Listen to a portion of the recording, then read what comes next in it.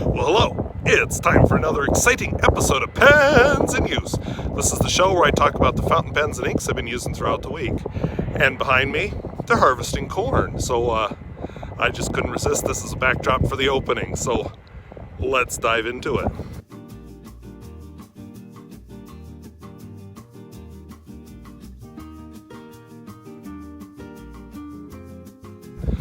Okay, they're still harvesting corn, but I decided to change my background. If videos like this interest you, where I talk about fountain pens both new and old and at all price points, I would invite you to subscribe. And hey, do you have a nifty background where you live? Let us know down in the comments. So let's take a look at some pens. Alright, I can't remember his name anymore. There used to be a guy who did videos, fountain pen videos on YouTube. He was based in Hong Kong and always did them on location. So I may have opened this where I live, but I'm actually at Valley City, North Dakota, and I'm crossing the Sheyenne River. And we're going to look at the pens outdoors and in the park. For one of these pens, this will be quite an adventure, because it's never been out of the house since I bought it. And then later in this episode, we'll have a guest appearance, and we're going to tour the Sheyenne River Scenic Byway. So maybe we'll see some of my furry little friends. I promise there is one over there climbing a tree.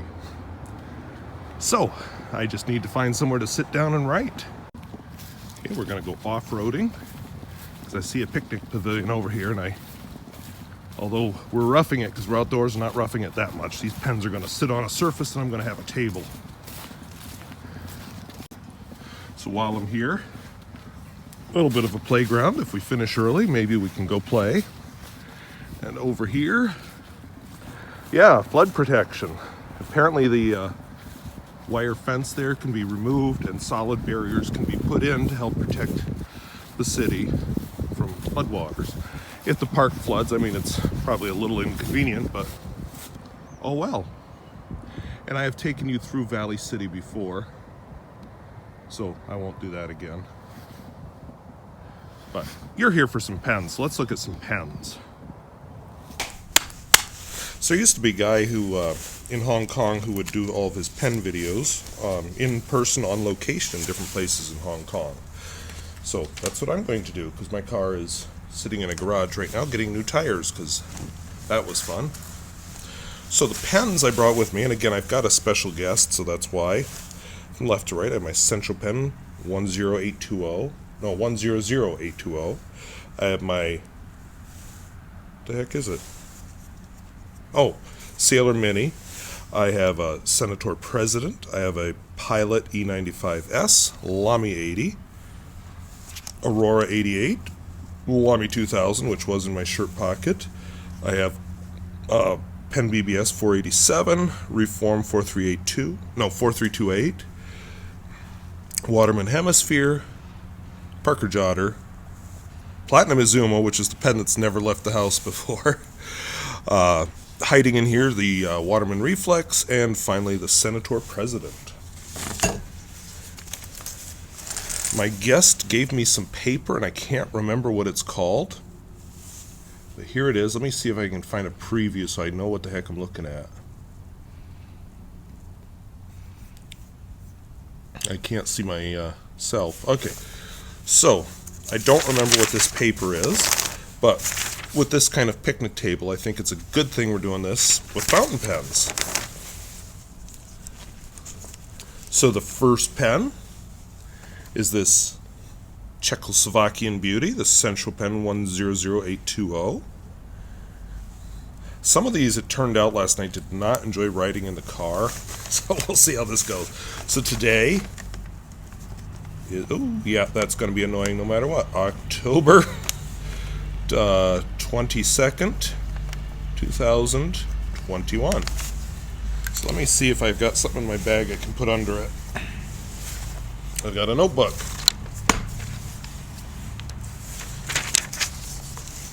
So we'll do our best here. And since this is different paper, let's do it a little differently. So Centropen 1000820. The ink in it is Pelikan, Edelstein, Onyx. If you can't tell, it's black.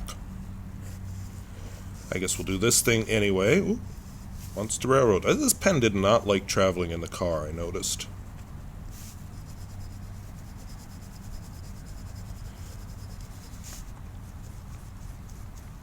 Because it's, of course, I've never had this ink in it either. Maybe it just doesn't like this ink. Yeah, it definitely wants to railroad on this. I don't know, it could be the paper too. But last night she had trouble getting it to write. My next pen is the Sailor Mini. It's a good daily writer pen.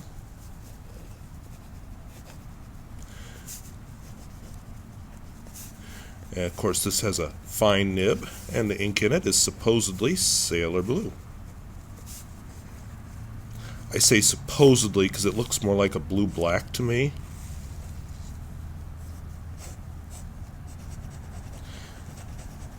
So this paper is quite different from what I usually use. It's got a little bit more texture. Not sure what that means, but that's what it's got.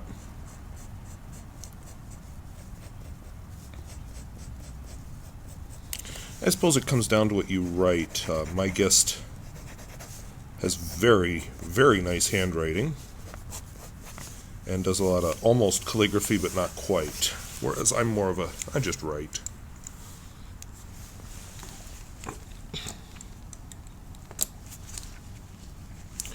My next pen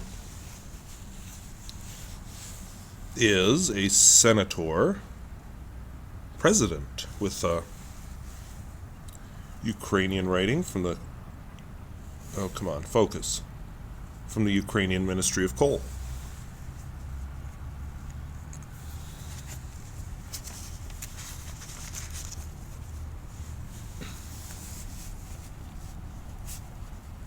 Senator. This is a fun pen. Has a broad nib in it. And the ink in it is Rohrer and Klingner. Alt-goldgrün.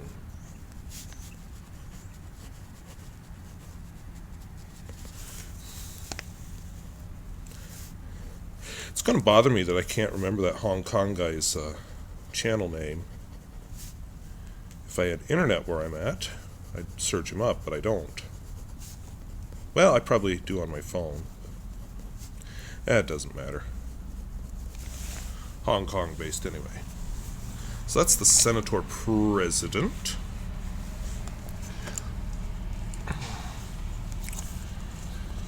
Next I have I didn't do anything funny with it, my Pilot E95S. My guest had one that was, she'd had tuned and smoothed.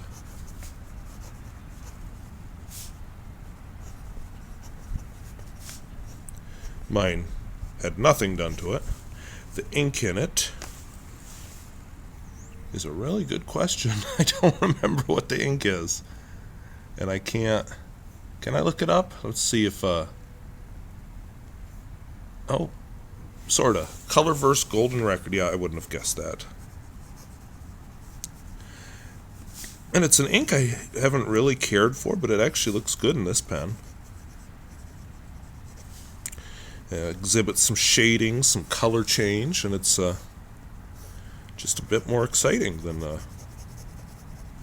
it has seemed in the other pens I've tried it in. I still like Jupiter Flyby better out of this set of 4 inks, but this one grew on me in this pen. And I need to put that caveat there, that in this pen.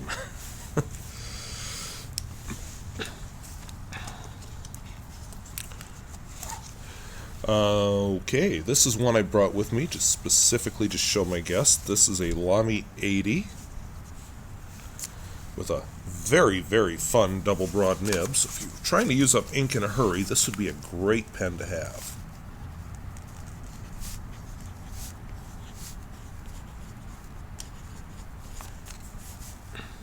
And this one again, Pelikan, Edelstein, Onyx.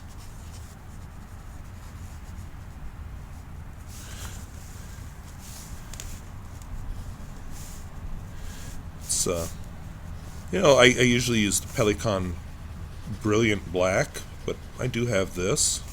Like we were both talking last night, having too many bottles of ink is definitely a risk of this hobby, because they're cheap.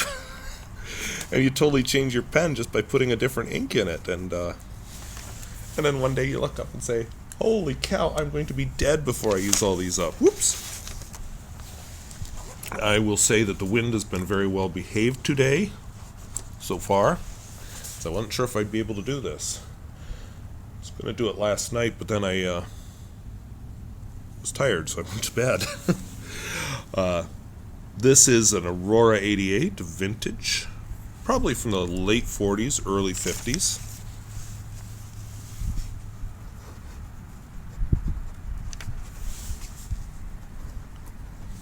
The ink in it is Pelikan 4001 Royal Blue.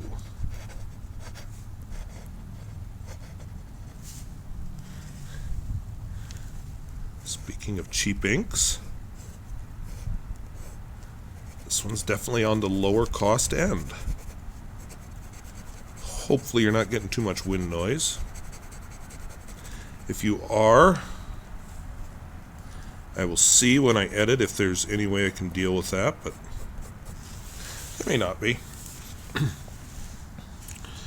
So I will hurry this along a little bit. This has been my daily writer. Yesterday I did not write in my pocket because I had a shirt with no pocket, but it's back in my pocket where it belongs. It also apparently gets a little car sick riding in the car because there was ink had leaked out of it. So this is my Lamy 2000. Yeah, it's much better today. It likes riding in my shirt, not in my... Oops, there we go. I think that was my fault. Not in my car. So, this is Pelikan 4001 Brilliant Black.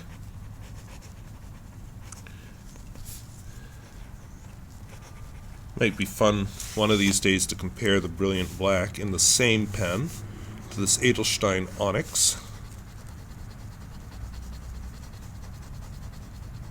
because the Edelstein is more expensive than this. This is a cheap ink. The Edelstein, you get less ink, and it costs more.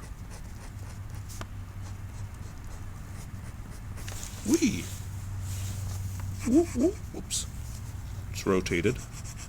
So they talk about these having a sweet spot. I wouldn't call it a sweet spot, but there is an angle at which they like to write, and angles at which they do not like to write. It's also a little chilly out here. I've got a coat on and everything, as you've probably noticed as I've been writing. This is my PenBBS 487 that I published a review of this week, and then I promised all sorts of tales. One thing I've noticed, I put this nib in Tuesday night. It's a Nemosine nib, but it's one that was slightly bent because I had it in a different pen that it was a little too long to fit in that pen, and I didn't notice. Oh, I felt stupid.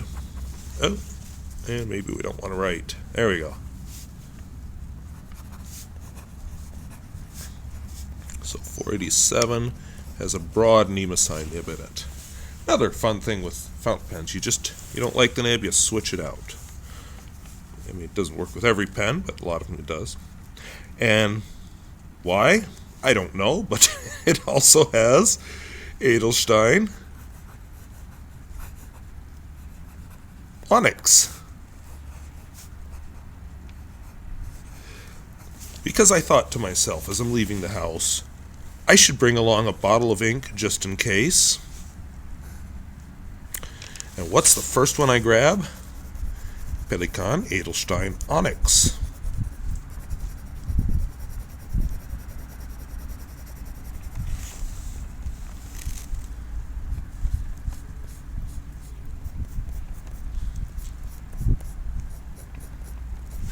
And then I discovered that most of the pens I'd brought with me to show off were not filled. This one, I actually filmed its review in the motel room, so yeah. Oh, the talking part of its review. I filmed the other part back in January of this year. Okay, this is a Reform 4328, and you'll never guess what ink's in this one.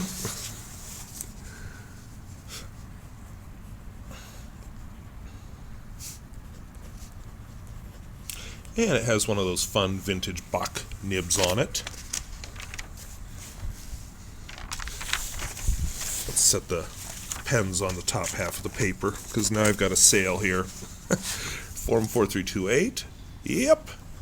Edelstein. Onyx. I'm on it.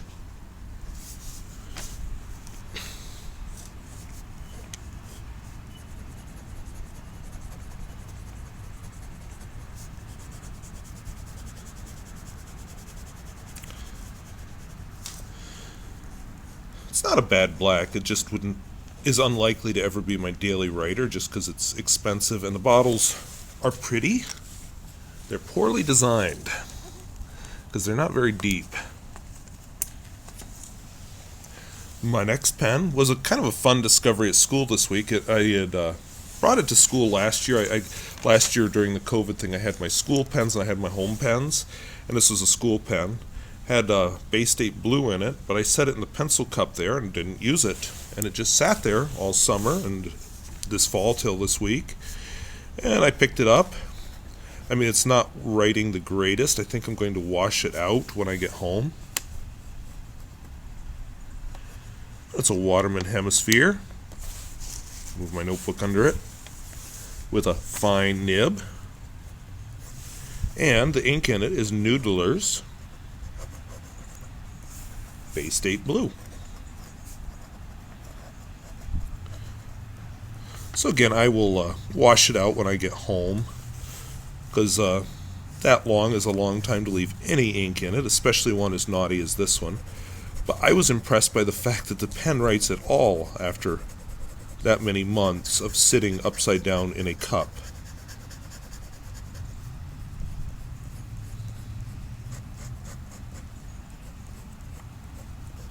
And I mean, who else is going to care? So I'm sharing it here on the channel.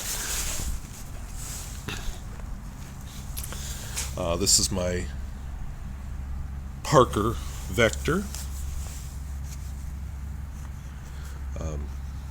She pulled out a zebra pen of some kind that had looked like the exact same nib on it. So I don't know if there's any cross-pollination between zebra and Parker, but there you go. This ink is also black, but this one is platinum carbon black.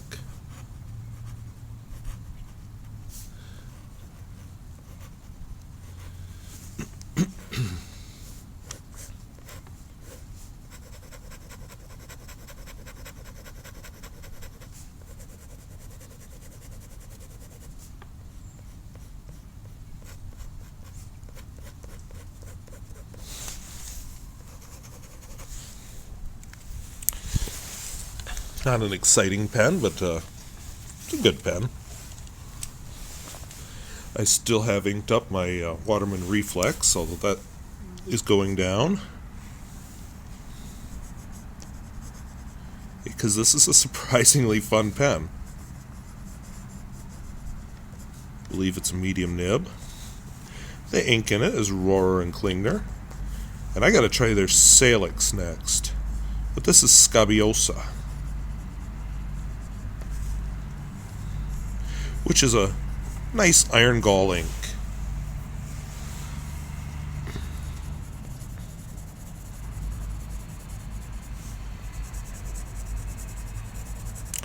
One thing with filming in Valley City, you're never at a loss for background traffic noise. Even though I'm in a park across the river from Main Street. My Senator President, which turned out to be empty. I had saved it because I thought she'd express some interest in seeing one. And did I say Senator? I meant Platinum. She'd expressed some interest in possibly purchasing one. So I just said, well, there's a little bit of ink left in it. But it wouldn't write, of course. So we filled it. She had a bottle of mystery ink with her. She said, this is my everything black. So apparently it's dredges of all kinds of black ink.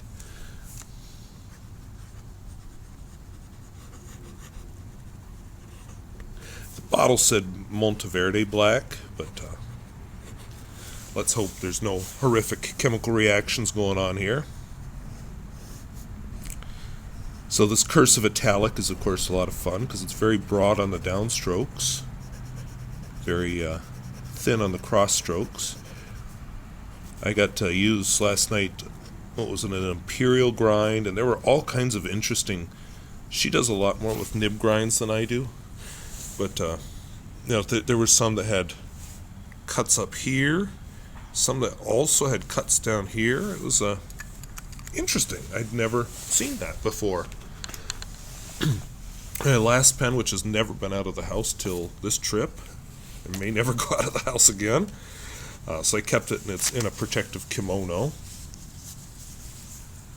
is, of course, the Platinum Izumo. So I wonder if it'll look better under this light. I think I've had it in daylight before, just, in my house, never actually outdoors.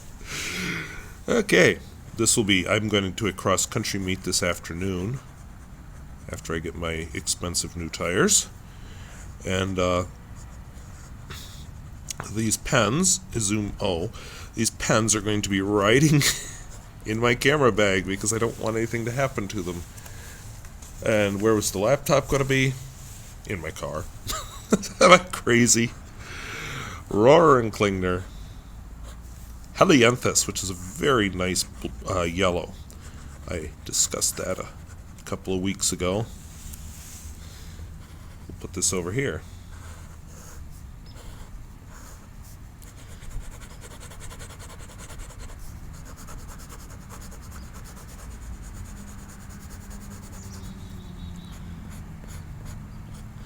I might have to do outdoor pens in use again. My season for doing that is just about shot, though, so it may have to wait until next summer because, well, I don't mind winter. My pens have a different opinion about winter than I do. And the whole sitting there writing while the snow is blowing and such is not my idea of a rockin' good time. So those are the pens and inks that I've been using this week. Now, we're going to take a trip. Well, first we're going to get a flat tire, and then we're going to take a trip down the Sheyenne River Scenic Byway. So I'll see you on the road. Valley City, North Dakota. Going to the state cross-country meet in Jamestown tomorrow. And I decided to go down the Sheyenne River Valley Scenic Byway and, oh, by the way, meet one of North Dakota's fountain pen superstars, celebrities, and so on. And I thought, I'm going to get a cup of coffee before I head down the Scenic Byway. I had one from the motel, and I thought, I'm going to have a second one just because I'm driving, and why not? And I usually only have one cup of coffee. And what a lucky thing I did. Because this is running because I am by my back tire going, oh shit. Because my back tire was flat as a pancake. So it's a good thing I stopped here. Otherwise, I might have discovered it well down the Scenic Byway, which would have been a lot less fun. So yeah, flat tire. I think it had two huge gashes in it. I think they came from maybe the car sitting on it, or maybe it was flat as I came down from the motel. I don't know, but yeah, so I lost probably a good 2 hours of my day dealing with the flat tire. So, this is the gas station where it all happened. That was fun. So I'm going to give a shout out to Bits Auto Parts. They are getting me in 4 new tires, but apparently the cars don't use the type of tires my car has anymore, so they had to order them in. So that'll be tomorrow morning. Oh my God.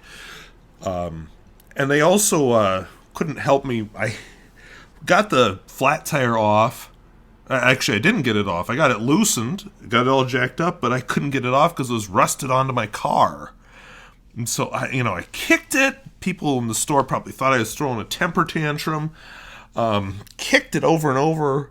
Another guy came by, asked me what I was doing. I told him, and he tried kicking it, and we tried yanking on it together. We couldn't get it off. So, anyway, the Bits Auto Parts couldn't send anybody out to help me because their service guy was off on a call. So they sent me to Main Street Detailing. So they sent a guy with a tow truck, but he just used a great big hammer, whacked the tire loose, and then he said, well, I got to charge you anyway, and just for this, so how about if I put your spare on for you? And I said, okay, because, what did he charge me? $85 to whack at a tire a few times with a heavy hammer. But anyway, he put it on, and he had power tools, so it took him no time at all. And then I drove down, and like I said, tomorrow morning of course, by the time you see this, it's already happened. I'll have 4 new tires in the car. And what's sad is I was thinking to myself, after I'm done with this trip, I better get some new tires on the car. Yep. Should have done that before the trip, damn it. So I'm getting 4 new tires, and this has been a horribly expensive 2 weeks in my life. And if I'd have known I'd be spending all this money on flipping computers and tires, I probably wouldn't have made this trip. But anyway, here I am, so I am going to make the best of it regardless.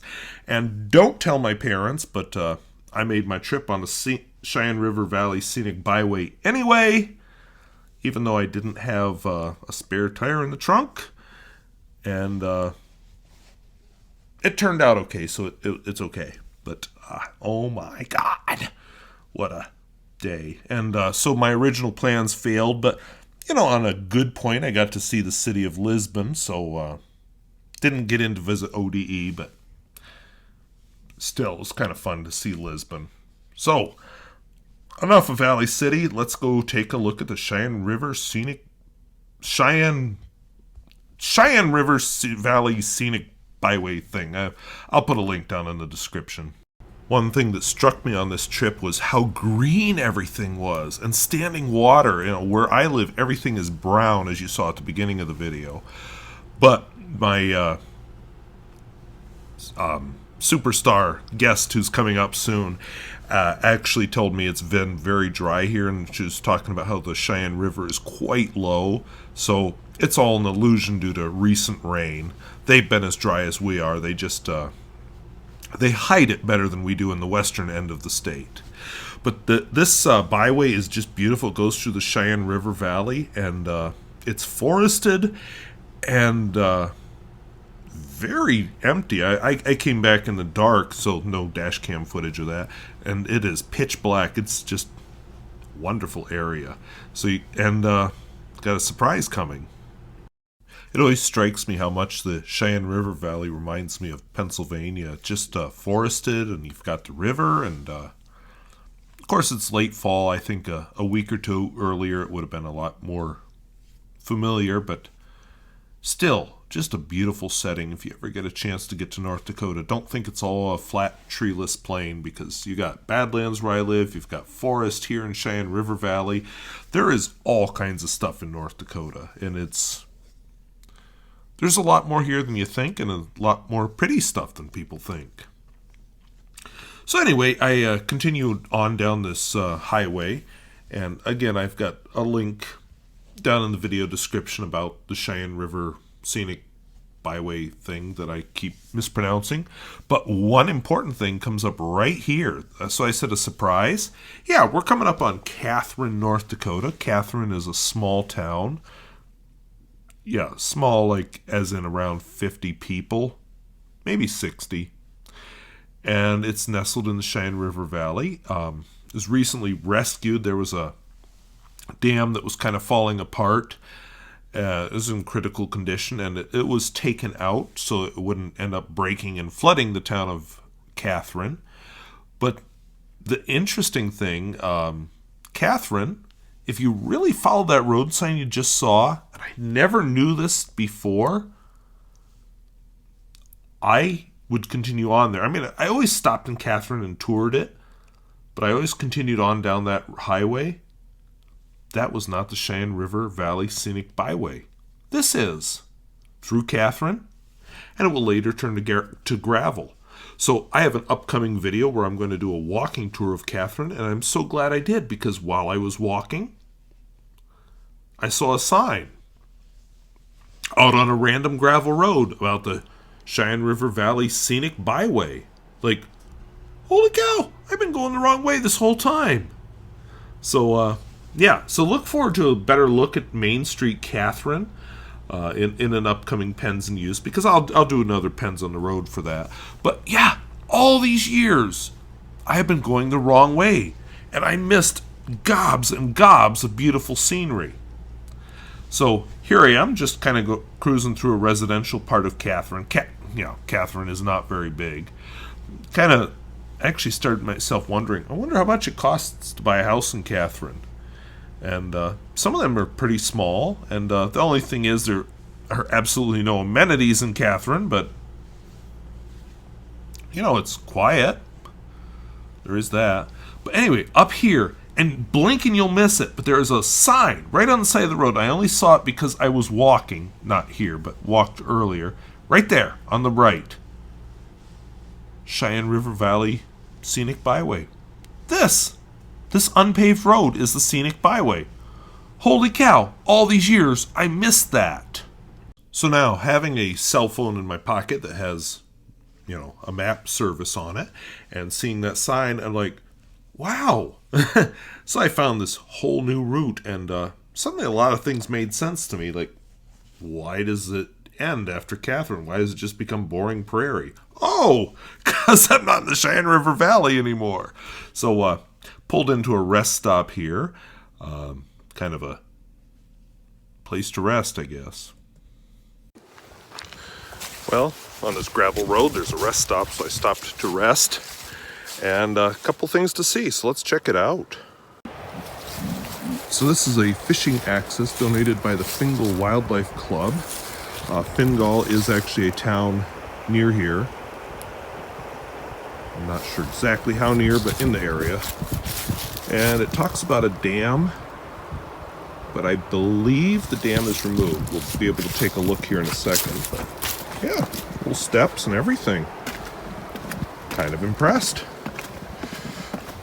And if somebody's fishing down here, they're going to wonder who the hell I'm talking to. But we got a little bit of a tributary here. Not much. But I know one of the dams near Catherine was removed. And yeah, this is the one that was removed.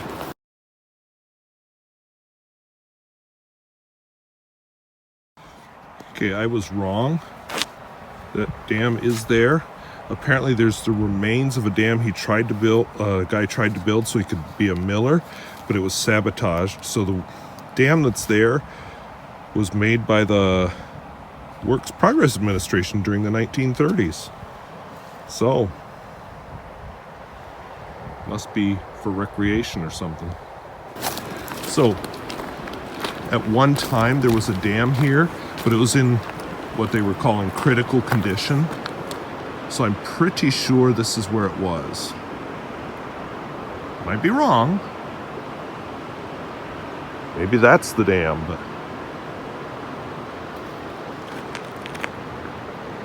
the article I needed was behind a paywall, so I really couldn't check it out. But this looks like a new creation, let's say. So I feel like the dam had to have been here. I mean, why would you do that up there? So we'll cross this very busy road because there's a point of interest over here. So let's see what it is. So this was apparently constructed in 1878. Made out of oak, cut from the banks of Sheyenne River Valley. So apparently there's oak around here. So let's see how we get in through this. Yeah, that's secure. All right. Built in 1878. And we've got us a log cabin. And we can go in, which is interesting. A little bit sparsely furnished, and I smell mouse. But yeah, this is bachelor living. These cabins were one room, simply furnished. The men who lived in them spent most of their time outdoors. When he married, an addition or new home would have been built to accommodate a wife and family. So this was a gathering place for the single men of the community when they had spare time for socialization. And up here, we've got our roof, which must leak. So there we go. Some old stuff left up here. So you have to remember, back then, people didn't live like they did in the movies. It was very small in places like this. That's interesting. Outside bottom log, which it no longer is. Just imagine being stuck out on the prairie in one of these. So traffic going by here, but yeah, so it's kind of cool. Somebody must come out here and mow this. Another vehicle just going by. Holy cow, it's a busy little road. So all these years I've been traveling the Cheyenne Scenic Valley River Highway thing, and I've been taking a wrong turn where I should have gone through Catherine off of the pavement. I've been continuing on the pavement. So, hey, now I know. Doing it on a spare tire. Thank God it was noticed at a gas station, not all the way out here, because holy shit. And in case you're wondering, it is against the law to collect artifacts or fossils. So I drove on from that site, and the road immediately turned, and there is good signage. Again, how did I miss it all those years ago and many, many times since? But I did. But yeah, we will turn here, and there are a lot of sites along the road, just historical places. This one here is a Norwegian church here in the prairie, and it dates from the 1800s. So I was not able to go in, but I was able to tour around it. So let's take a look at a Norwegian church. So we are at the Waldheim Church, Waldheim. Let's see, 1886. And, you know, some stuff about it.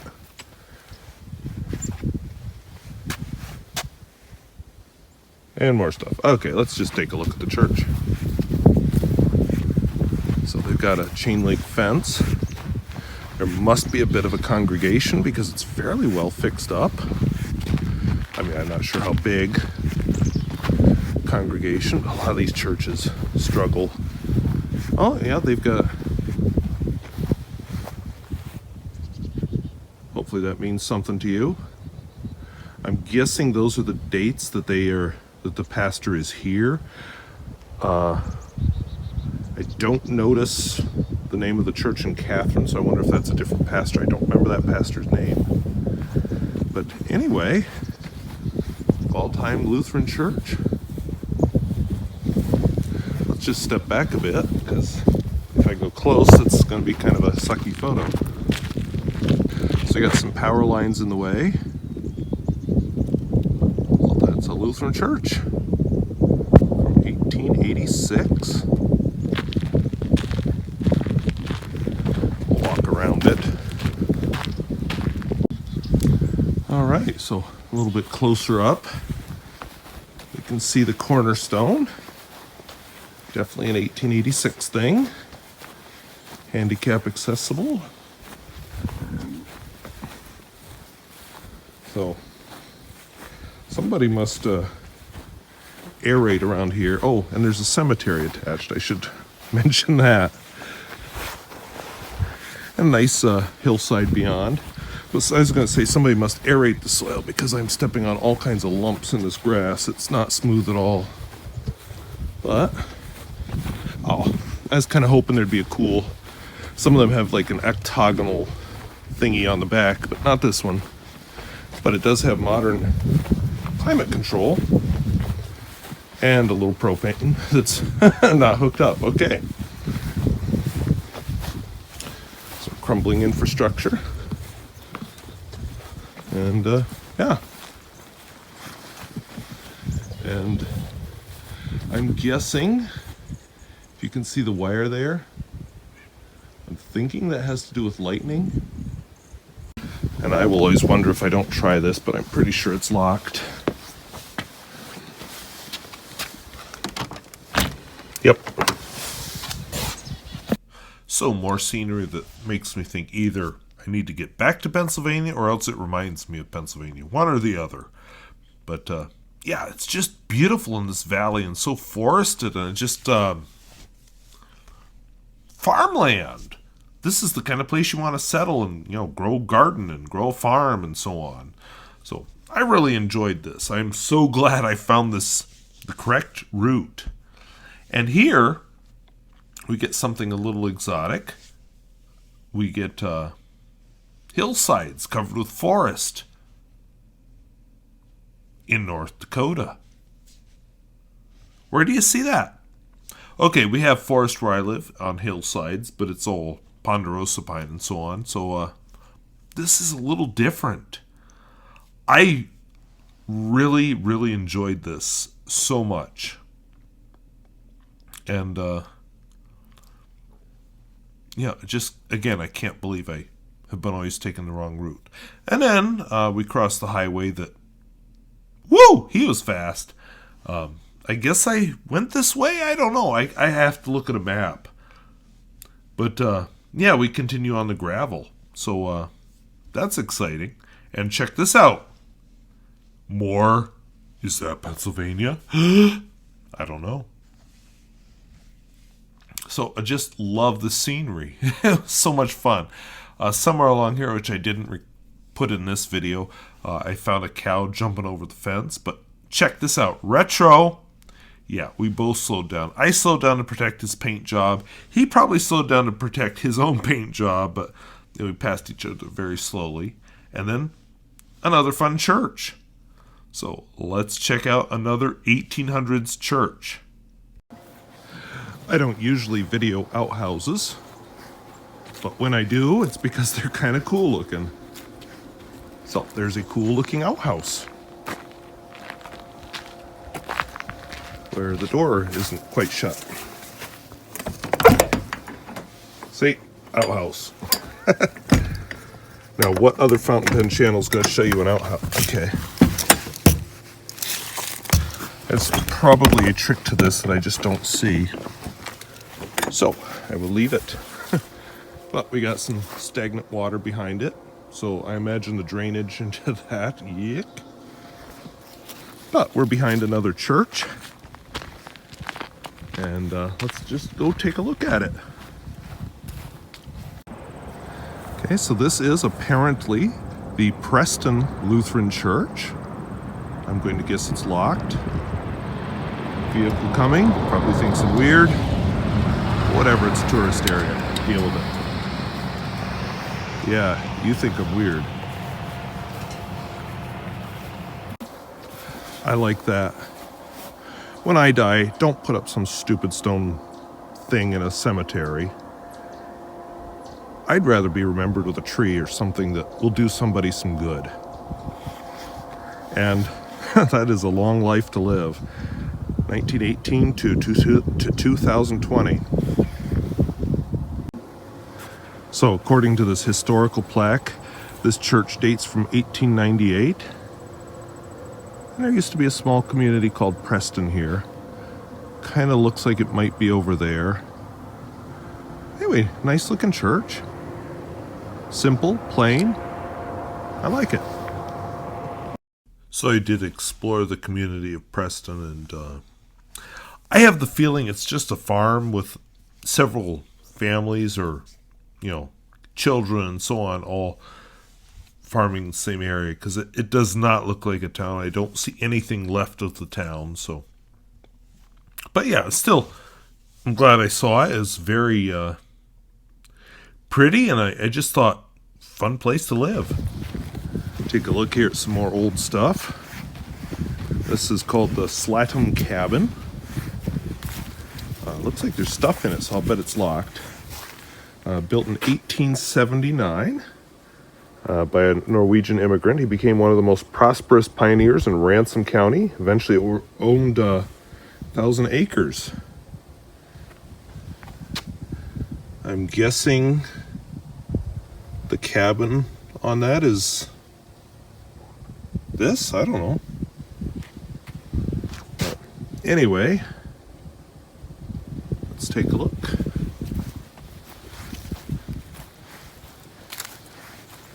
Somebody's providing it with fresh plastic flowers. Yep, it's locked. Now, what's this? Oh, guest book. Okay, it's actually kind of furnished. And apparently there's an upstairs.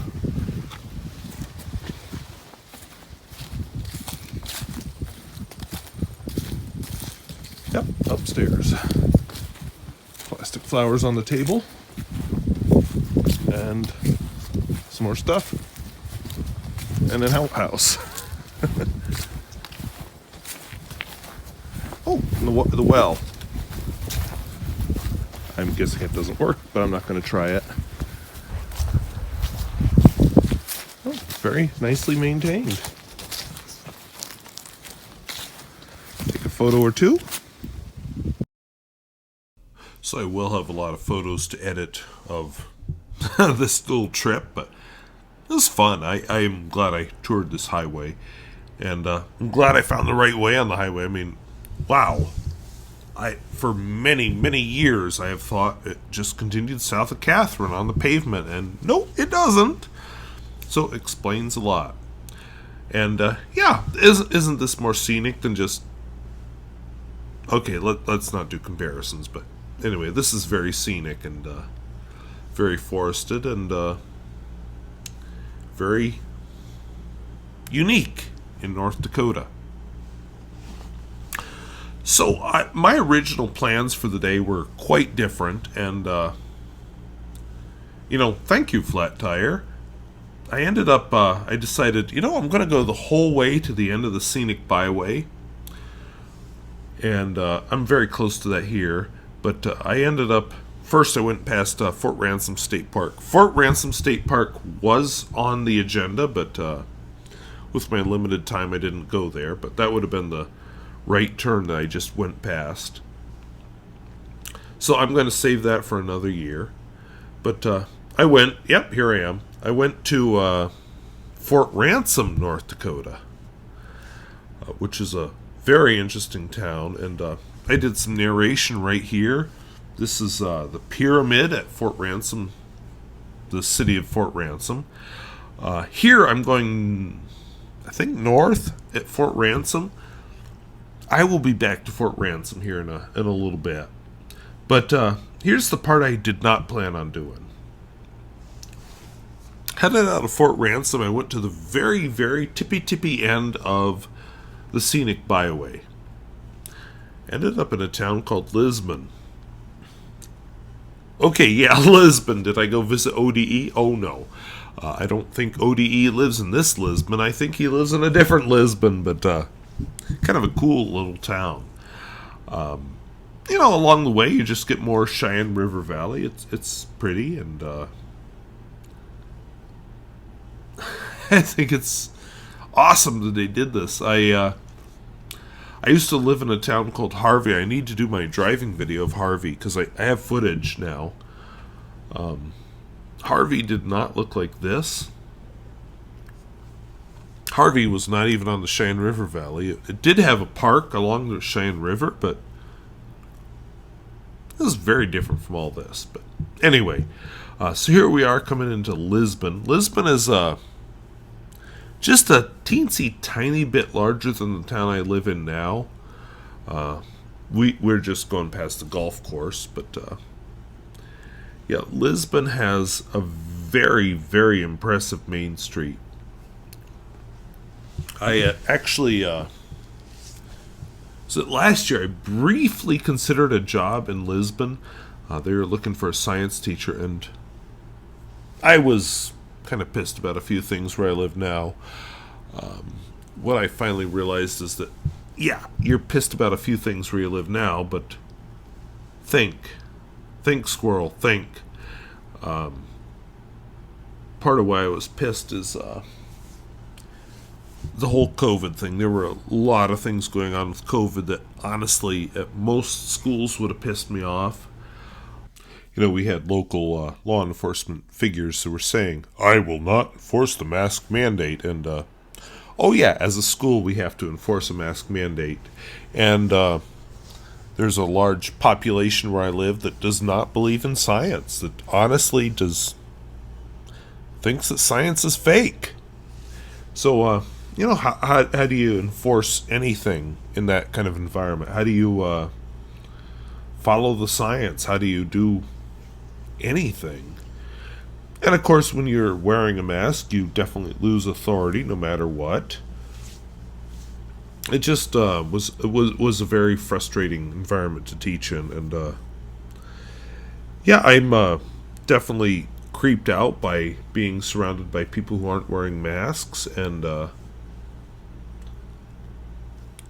at the same time, I'm just like, you know, my life is a lot easier wearing one, and I have the vaccine even if the majority of the people around me don't, so that gives me a certain amount of security, so yeah. But did not have any of that last year. You know, it was March, April when I finally got the vaccine, and I remember the day when it was 14 days after my second shot. I'm like, holy cow. And I realized I was a lot more free than I had been for, well, forever. It was a remarkable day. It's just amazing how it felt like the weight just lifted off my shoulders. Even though I got really sick after the second vaccine, but that's another story. So, anyway, headed out to the outskirts of Lisbon, but I thought the school was out here, but I had to backtrack a little bit to find the school. And it turns out I need to use the plural, schools, because Lisbon, they have their schools, they're all on the same campus. That's the courthouse, and then up here on the left is the middle school. They have all their schools on the same campus, but they're in different buildings. There's a middle school, which, if I remember right, is grades 6 through 8. Very cool looking old building. Then there's an elementary building. And then there's a high school building. And they're all on the same campus. And then there's an athletic facility that is also on the same campus.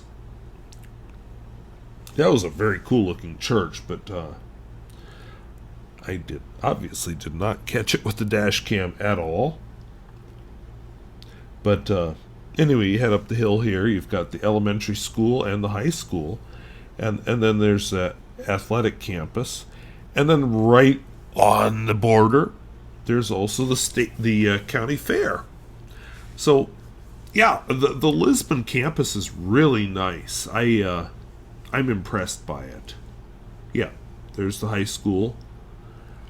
So I think if I would have applied for the job and gotten it, I probably would have been really happy here, but you know, there are reasons I've stayed for 16 years, 17 years where I'm at right now. Out of my 20 some years of teaching. So my reasons for leaving again were based on the moment, not the long term. So I'm glad I stayed. But I think I'd have enjoyed living in this town because it is a very cool looking town and it's in a very cool setting.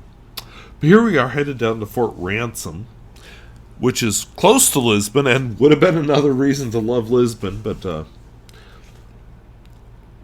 heading into Fort Ransom, the road is very crooked, as you saw there. It's a 7.5% slope. Looking very Pennsylvania-ish again.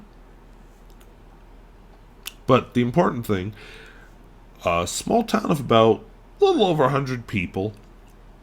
And old stuff. That used to be a mill, and I mean a water mill. I thought it was a beautiful town. To the left is a school, to the right is a church. And, yeah, now we're going into Main Street, but Fort Ransom is an absolutely gorgeous town, and I need to go back there.